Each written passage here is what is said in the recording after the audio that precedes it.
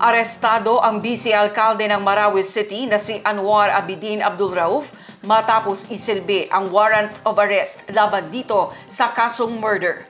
Inaresto si Abdul Rauf sa compound ng Marawi City Hall araw ng Lunes. Idetalye mo, Joelyn de la Cruz.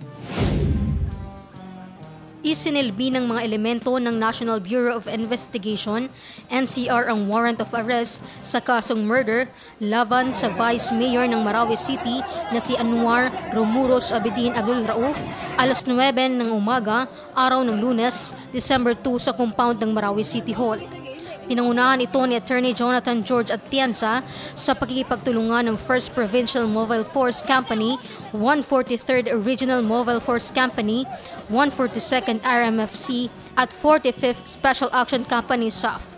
Ang warrant of arrest sa kasong murder na may criminal case na C11215-16 ay inisyo ni Ma Rowena Violago Alejandria, presiding judge ng RTC NCR Branch 121 Caloocan City. Ang akusado ay itinurn over sa RTC NCR Branch 121 Caloocan City.